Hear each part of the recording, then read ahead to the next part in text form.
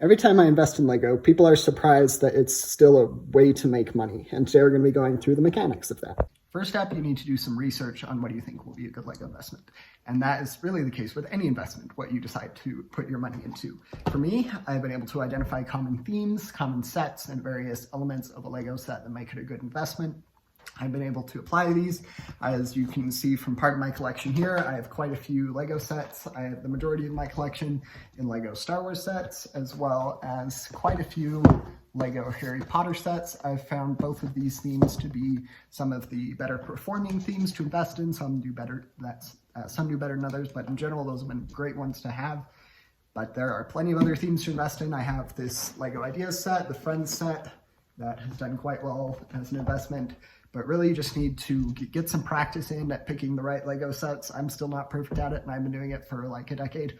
And there are still some sets I'm surprised do well, and some that I wish I had purchased. But I'm probably not going to be able to pick every single right best Lego investment or any investment. So it's important to just develop these skills to be able to identify what a good investment looks like the best you can. And for me, I've found investing in Lego Star Wars sets that are from the first three Star Wars movies that depict famous scenes, builds, characters, minifigures in general. Those can just be a great way to start.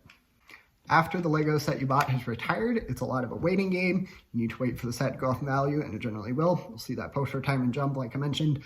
And after that, it generally continues to go up in value. There are some cases where this isn't the case, but in general, most Lego sets continue to go up in value, especially if you pick the right themes and builds. And there are, not to say that that Lego Star Wars is the only good investment, but that is a great theme to invest in. That's where I have the majority of my collection.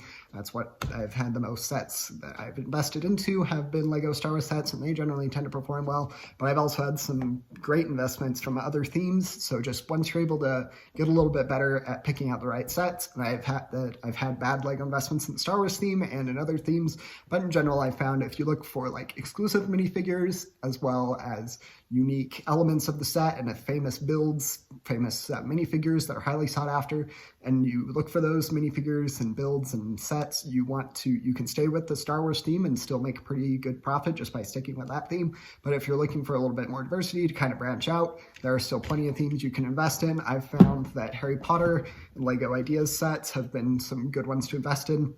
I've also been able to buy a couple Speed Champion sets, but really any theme you invest in still requires you to do that research. After you've waited a while for the sets to go up in value, it's really up to you about when you want to sell it and how you want to sell it. After you've sold the set, you can do whatever you want with the money. I generally, when I started investing in Lego, would take the money I made and put it right back into my Lego investing business. I would buy sets that were about to be retired, wait for them to retire, they'd go up in value, I'd sell those, and then I would use that money to buy sets that were on sale that were going to be retiring in the next 6 month or year period, and I would just keep growing until I was able to get up to the collection I have today. Feel free to let me know if you have any questions, and don't forget to like and subscribe. Thanks, bye.